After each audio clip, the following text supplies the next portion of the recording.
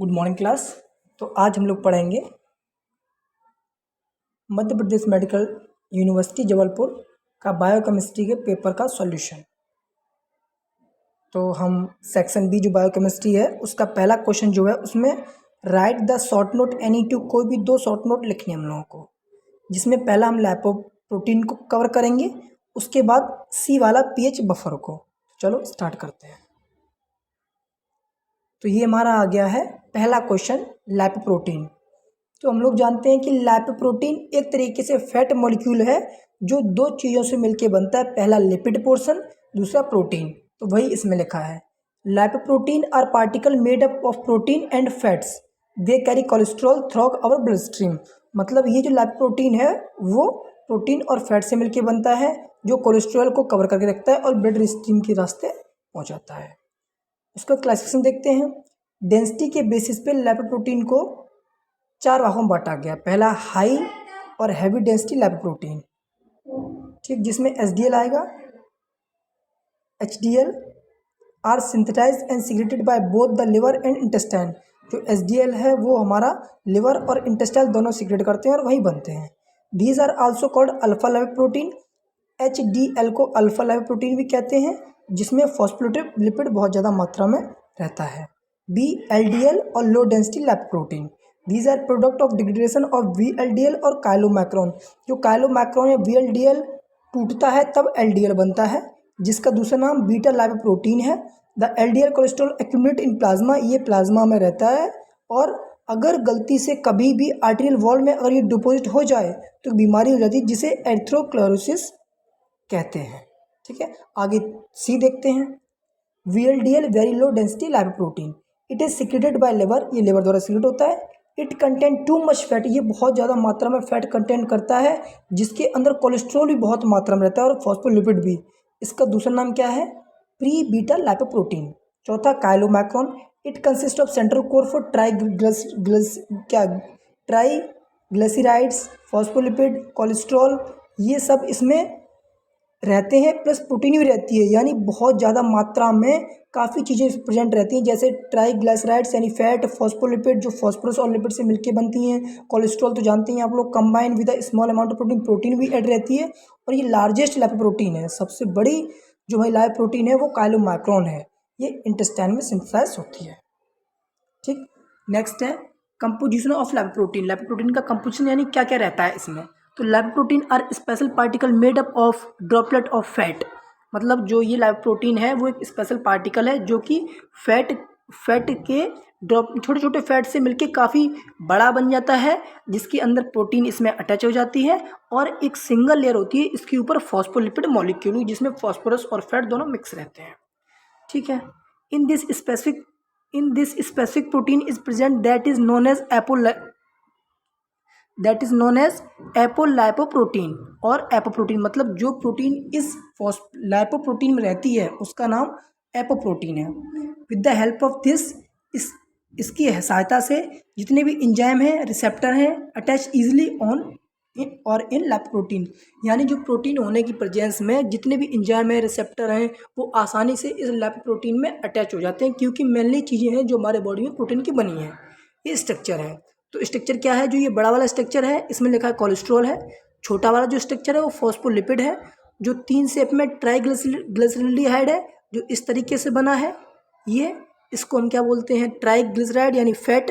और जो सिंगल बना है जिसे हम कहते हैं क्या चीज़?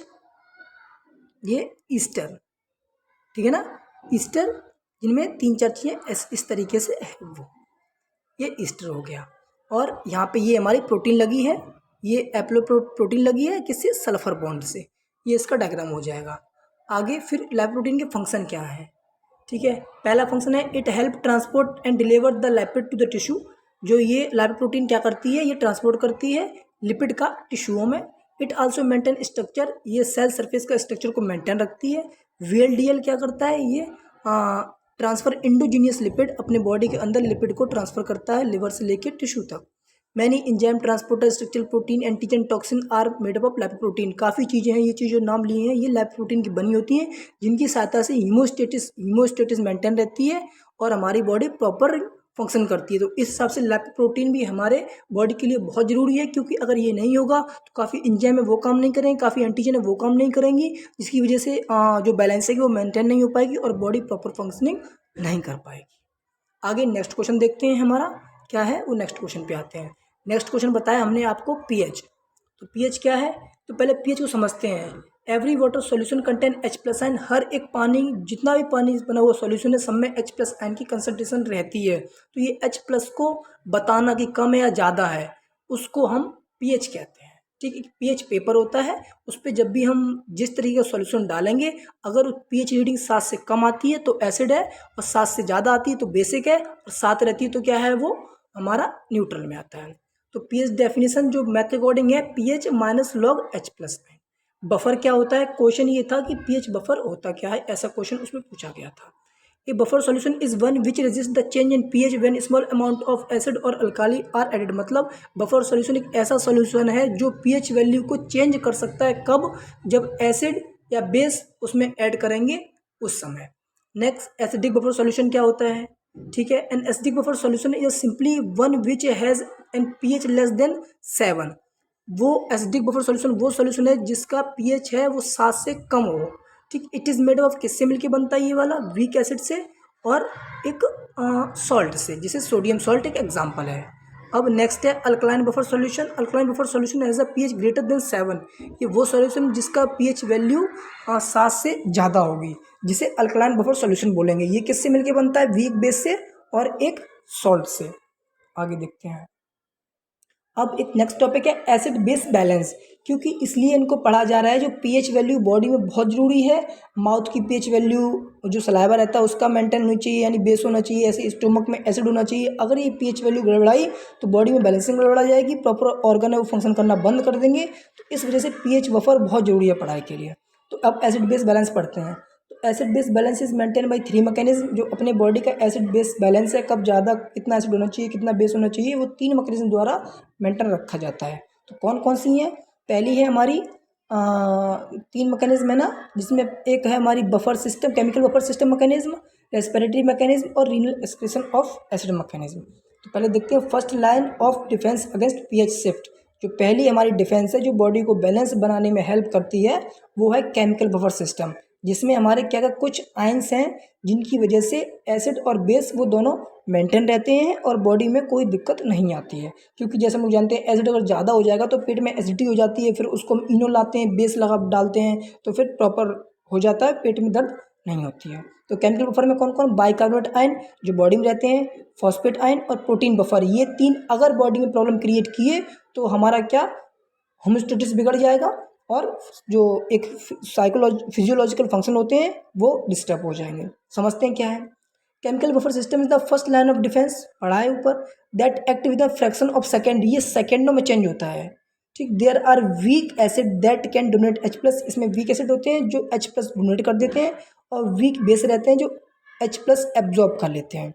इट मीन्स कि removing of H+ and removing of H+ stabilise the pH. अगर यानी जो केमिकल बफर सिस्टम है, ये जरूरत पड़ने पे H+ आयन को निकाल देते हैं, जरूरत पड़ने पे H+ आयन को ले लेते हैं, जिसकी वजह से बॉडी हमारी होमोस्टेसिस में मेंटेन रहती है। Bicarbonate buffer, sodium bicarbonate NaHCO3 body मिलेगा, कार्बोनिक एसिड HCO3 बॉडी मिलता है। ये सब क्या करते हैं, एक्स्ट्रा सेलुलर जो फ्लड रहता है उसको मेंटेन बनाने में हेल्प करते हैं, जिसकी वजह से हमारा पीएच वैल्यू या पीएच बफर गड़बड़ा ना जाए। अब नेक्स्ट है फॉस्फेट बफर, जिसमें रिएक्शन याद करती हैं कि अगर H+ में HPO4 2- मिल गया तो H2PO4- बन जाएगा, और OH- में H2PO4- बन गया तो H2O प्लस HPO4 2- बन जाएगा, जिसकी वजह से एक हमारा वाटर मॉलिक्यूल बन जाएगा जो यूरिन के रास्ते पास हो जाएगा, बाकी जहाँ जरूरत पड़ेगी वहाँ यूज़ हो जाएगा। तो हमारा एक जो मेंटेन है क्या, इंटरसेलुलर जो भी है वो मेंटेन रहेगा और पीएच गड़बड़ाएगा नहीं। इस तरीके से हमारा प्रोटीन बफर है जो प्लाज्मा में प्रेजेंट रहता है, जिसके चक्कर में क्या रहता है कि जो दोनों हैं एसिड बेस बैलेंस मेंटेन रहते हैं। ये अब रेस्पिरेटरी मैकेनिज्म, नेक्स्ट मैकेनिज्म है, जब हम सांस लेते हैं, यानी देखो CO2 ली, पानी अपने अंदर है तो H2CO3 बना, और वैसे ही H+ आयन अलग हो गया, HCO3- अलग हो गया। इस तरीके से जो हमारा बॉडी में जो कुछ भी है वो मेंटेन रहा और सिस्टम गड़बड़ाया नहीं और अपना काम हो गया। रीनल मैकेनिज्म, किडनी हम लोग अच्छी तरीके से जानते हैं। जो नेफ्रॉन है, नेफ्रॉन में जब हमारे क्या थे वो पीसीटी डीसीटी हेलो लूप थे, यहाँ से अच्छा खासा H+ का री एब्जॉर्प्शन होता है, जिसकी वजह से हमारी यूरिन अच्छी निकलती है। अगर एसिडिक ज़्यादा हो गया बॉडी में, H+ आयन ज़्यादा हो गए, तो हमारी जब यूरिन निकलेगी तो उसमें थोड़ा जलनपन होगा, क्योंकि वहाँ पे एसिडिटी करेक्टेड ज़्यादा आ गया। तो यही जो जलन होती है, बस यही कंडीशन है एसिड बेस मेंटेन को बनाए रखने के लिए ही हम ये सब मैकेनिज्म पढ़ते हैं। तो रीनल मतलब किडनी होती है, मैकेनिज्म मतलब mechanism. It is the most effective regulatory pH. सही बात है, अगर किडनी फेल होगी तो पीएच बैलेंस फेल हो जाएगा। तो इस चक्कर में हम ये हमारे क्वेश्चन क्लियर होते हैं। सॉल्युबिलिटी बेसिस पे एक फैट सॉल्युबल, एक वाटर सॉल्युबल। तो फैट सॉल्युबल विटामिन में हमारी 4 विटामिन आती हैं। Vitamin A, vitamin D, vitamin E, vitamin के। विटामिन ए का दूसरा नाम रेटिनॉल है, विटामिन डी का दूसरा नाम कैल्सीफेरॉल, विटामिन ई का दूसरे नाम से जाना जाता है टोकोफेरॉल, और विटामिन के को जो जानते हैं वो कोएगुलेशन फैक्टर के नाम से जानते हैं। तो ये 4 विटामिन है जो फैट में ही सॉल्युबल होंगी, पानी में सॉल्युबल नहीं होती। सेकेंड टाइप था वाटर सॉल्युबल, जो विटामिन पानी में घुल जाए, वो केवल बी कॉम्प्लेक्स है, जिसमें B1, B2, B3, B5, B7, B9, B12 इत्यादि ये सब आती है। ठीक। और तीसरा है एस्कॉर्बिक एसिड, जो विटामिन सी के नाम से जाने जाते हैं। तो ये सब विटामिन है, इनको हम एक एक करके हम लोग पढ़ेंगे। ठीक है, शुरू करते हैं पहले फैट सॉल्युबल विटामिन में विटामिन ए। तो अब हम जो क्वेश्चन सेकेंड का बी है, जिसमें सोर्स ऑफ विटामिन को बताया गया था, तो पहले हम बी कॉम्प्लेक्स विटामिन के बारे में देखते हैं। जैसे विटामिन B1 का थायमिन नाम है, जिसके सोर्स आप लोग समझते ही हैं, आप लोग पढ़ लेंगे। विटामिन B2 राइबोफ्लेविन है, जिसमें ऑर्गन मीट, जितने भी ऑर्गन्स होते हैं, meat like liver, eggs, green vegetable, ये सब विटामिन B2 में आते हैं। विटामिन B3 जिसका दूसरा नाम नाइसिन है, जिसमें हम chicken breast, beef liver, Turkey, pork, peanuts ये सब आएंगे। विटामिन B5 पेंटोथेनिक एसिड, जिसमें ये सोर्स है। विटामिन B6 पाइरिडॉक्सिन, जिसमें ये सोर्स है। विटामिन B7 बायोटीन, जिसमें ये सोर्स है। विटामिन B9 लीफी ग्रीन्स, जिसमें ये सोर्स है। इसी तरीके से हमारे पास और भी विटामिन है। विटामिन B12 जिसके हमारे कोबालामाइन नाम है, जिसके हमारे ये सोर्स है। ओके, इस तरीके से हमारा अब ए कॉम्प्लेक्स देखते हैं। ए कॉम्प्लेक्स में क्या क्या आता है हम उसको नोटिस करते हैं।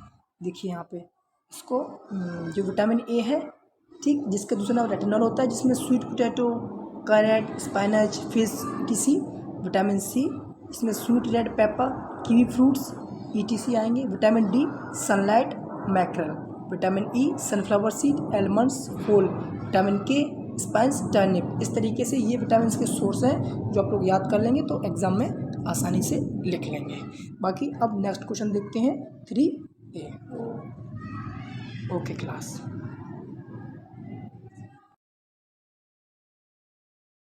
क्वेश्चन थर्ड का ए करते हैं हम, प्रॉपर्टीज ऑफ प्रोटीन। तो हम लोग जानते हैं प्रोटीन क्या होता है। प्रोटीन एक बायोमोलिक्यूल है जो काफ़ी ज़्यादा अमीनो एसिड को अटैच होकर बनता है। तो क्वेश्चन केवल प्रोटीन की प्रॉपर्टीज पूछी गई थी, तो प्रोटीन की प्रॉपर्टीज करते हैं। पहले देखते हैं general properties. Protein composed of chain of amino acid, जैसा कि बताया प्रोटीन है वो अमीनो एसिड की चेन जब बहुत सारी ज़्यादा मात्रा में हो जाती हैं तो उसे प्रोटीन बोलते हैं। B, there are 20 different amino acid, अभी तक 20 अलग अलग डिफरेंट अमीनो एसिड पाई गई हैं जो अपनी अलग अलग केमिकल प्रॉपर्टीज दर्शाती हैं। सी, अ प्रोटीन मॉलिक्यूल में कंटेन सेवरल 100 अमीनो एसिड, वही सेम पॉइंट, इसमें 100 से ज़्यादा मात्रा में 100 तक अमीनो एसिड अटैच होंगे तब प्रोटीन बनेगा। D point, the correct sequence of amino acid is essential for protein function, एक किसी भी फंक्शन को करने के लिए अमीनो एसिड का प्रॉपर सीक्वेंस होना बहुत जरूरी है। अगर बीच में से एक भी अमीनो एसिड गायब हो गई या एडिशनल आ गई तो वो प्रोटीन का फंक्शन कुछ और हो जाएगा, प्रोटीन वो प्रॉपर वर्क नहीं करेगी। ठीक है, नेक्स्ट फिजिकल प्रॉपर्टीज। प्रोटीन और कलरलेस, प्रोटीन है वो कलरलेस होती है, कोई कलर नहीं होता है। टेस्टलेस होती है, कोई टेस्ट नहीं होता है। Structure of are of 2 distinct pattern, जो प्रोटीन का स्ट्रक्चर है वो 2 तरीके से देखने को मिलता है। पहला ग्लोबुलर स्ट्रक्चर और दूसरा फाइब्रस स्ट्रक्चर। जो ग्लोबुलर स्ट्रक्चर है, ग्लोबुलर प्रोटीन है जिसका एग्जाम्पल हीमोग्लोबिन है, जो 4 polypeptide chain with haem group के साथ में रहता है, जिसका काम है ऑक्सीजन को बाउंड करना ब्लड में और पहुंचाना। ठीक है, फाइब्रस प्रोटीन है जो फ्रेमवर्क बनाता है अपने सेल का या किसी भी चीज का। See, in general protein have large molecular weight, बताया जो जनरल प्रोटीन का जो मोलिकुलर वेट होता है बहुत ज़्यादा होता है, उसका साइज भी बड़ा होता है। ठीक है। उसके बाद डीनेचुरेशन।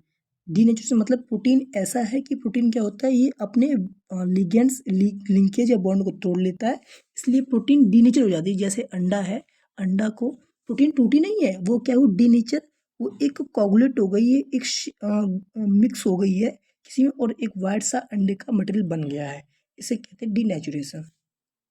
प्रोटीन है वो एम्फोटेरिक इन नेचर में है। कैसा है नेचर में एम्फोटेरिक, मतलब इसमें एसिड बेस दोनों की प्रॉपर्टी ये शो करेगा। जैसे इसमें देखो ये स्ट्रक्चर है, COOH जो है वो बेसिक है, NH2 है वो एसिड है। तो ये दोनों प्रॉपर्टीज अमीनो एसिड का जो अमीनो ग्रुप का स्ट्रक्चर है, इसमें दोनों प्रॉपर्टीज शो हो रही हैं, एसिडिक और बेसिक, तो इसको कहते हैं एम्फोटेरिक नेचर। अब आगे देखते हैं इसका केमिकल प्रॉपर्टीज क्या है। Hydrolysis of protein. Protein can be hydrolysed bye acid. Protein को तोड़ने के लिए हम कोई भी एसिड यूज़ कर लें, कोई भी अल्काली यूज़ कर लें, कोई प्रोटीएज या प्रोटीएज यूज़ कर लें, तो किस में टूटेगी, पेप्टेज में और मिक्सचर ऑफ अमीनो एसिड में, इसमें टूटेगी।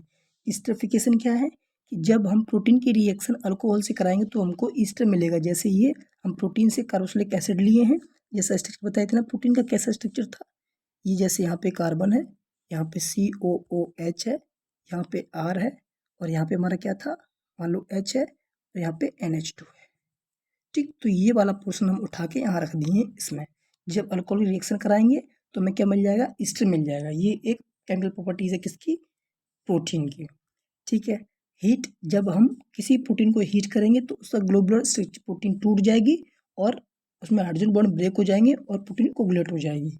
पीएच चेंज, अगर किसी कैसे भी H+O+ आयन कम हो गए, ज़्यादा हो गए, तो अगर ज़्यादा H+ हो गया तो एसिडिक हो जाएगा, और कम हो गया तो प्रॉब्लम मतलब क्रिएट आ ही जाएगी। तो ये भी है, पीएच चेंज की वजह से भी कभी कभी H+ और OH माइनस में डिस्टर्बेंस आ जाता है।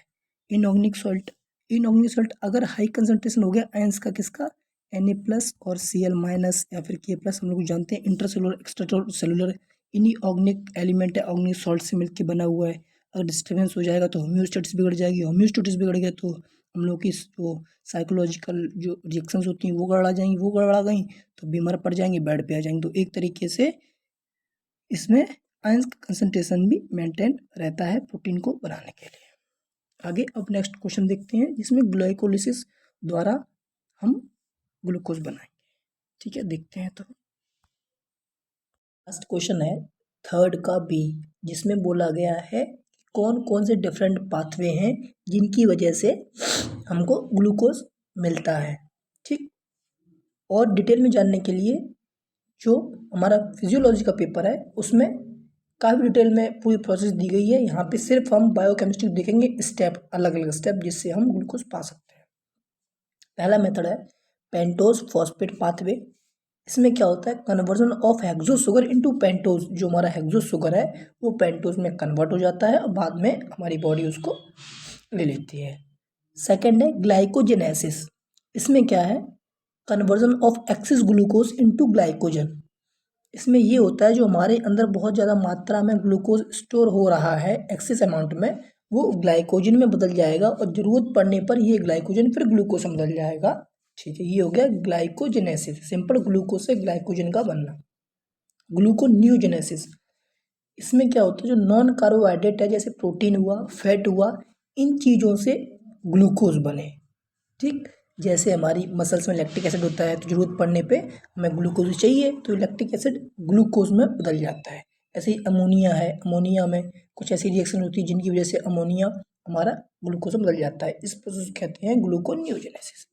ग्लाइकोलिसिस सब जानते हैं, it is a pathway by which glucose is metabolised to pyruvate. इसमें क्या रहता है, ये ग्लाइकोलिसिस है वो जो सब लोग जानते हैं क्या होता है। इसमें जब हम खाना खाते हैं, खाना हमारा स्टोमक में जाता है, इंटेस्टाइन में जाता है, वहाँ पे सेल में माइटोकॉन्ड्रिया में, और माइटोकॉन्ड्रिया से ऑक्सीजन वहीं आ जाती है और उसके बाद में ये क्रेब्स साइकिल के अंदर रिएक्शंस होती हैं जिसमें ग्लाइकोलिसिस होगा। ग्लाइकोसिस जिसमें ग्लूकोज, जो हमारा ग्लाइकोजन होता है वो ग्लाइकोजन ग्लूकोज में बदलेगा, फिर पायरुविक एसिड में, फिर लैक्टिक एसिड में।